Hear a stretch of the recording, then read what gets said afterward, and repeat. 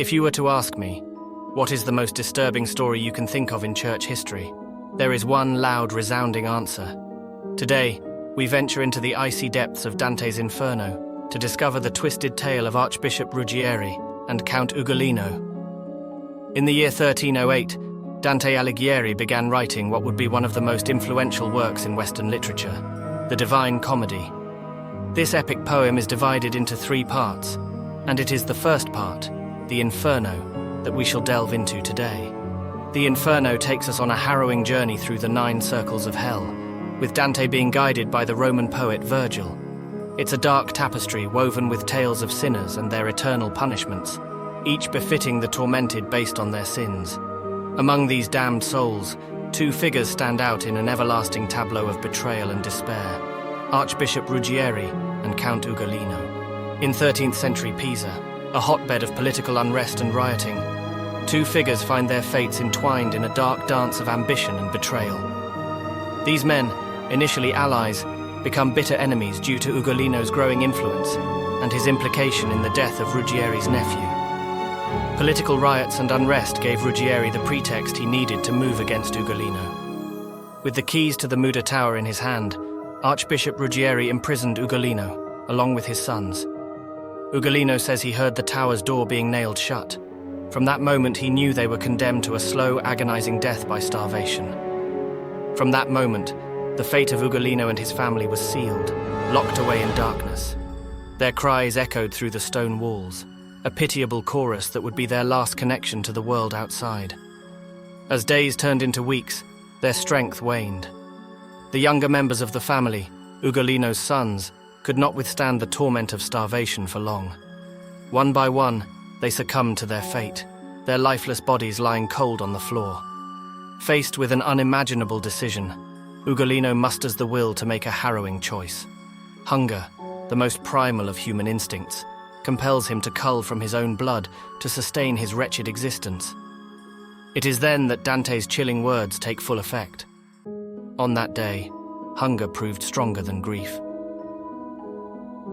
But the tale does not end in the mortal world. In the depths of Dante's Inferno, both men are condemned to eternal suffering in the frozen lake of Cocytus, the 9th circle of hell, a realm reserved for traitors. Here, Dante finds Count Ugolino forever enacting a twisted form of retribution. Ugolino gnaws eternally on the brain that thought up his horrible fate. In the time of Dante, the story of Ugolino and Ruggieri was not just a dark fable, but rooted in historical events. 13th century Pisa was a place rife with political tension, factionalism, and civil strife. Ugolino initially supported the archbishop, a leading Ghibelline, but alliances are frail in times of unrest. Not long after the death of Ruggieri's nephew, Pisa erupted into riots and political turmoil. The people of Pisa, perhaps fearing Ugolino's ambitions or influenced by Ruggieri's authority, did not intervene at Ugolino and his family's arrest. Despite the grim scenario depicted in Dante's account, modern historical research suggests that Ugolino likely did not resort to cannibalism. No teeth marks were found on the remains discovered, thus debunking the horrifying aspect of Dante's tale. Nevertheless, what is certain is the family's agonizing demise. The tale transcends its origins, becoming a symbol of ultimate betrayal and the depths to which human desperation can sink. Various works of art have been inspired by this dark episode. Perhaps the most famous is Rodin's sculpture, The Gates of Hell, which hauntingly captures Ugolino crawling over his children. The story is also studied in academic circles, where debates rage about its moral complexities in the context of 13th century political factionalism. Dante's portrayal also offers a chilling examination of the nature of sin, guilt, and punishment. This tale, wrapped in allegory and imbued with lessons both historical and moral, stands as a testament to the complexities of human nature and the convoluted webs we weave in our relations with others. Eternal torment is classically associated with hell, but is a punishment like this anything like you imagined? Does this dark tale change how you perceive the concepts of sin and betrayal? In a world beset with moral ambiguity, does the story of Ugolino and Ruggieri offer any clear answers, or does it only serve to deepen the complexities? All of these questions could be asked and more.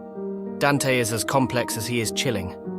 A journey through Dante's Inferno is not just a glimpse into the medieval mind. It's a mirror reflecting our own darkest thoughts and deepest fears. Subscribe if you enjoyed this story and want to hear more like it. History is ripe with them, and I look forward to sharing them. Cheers.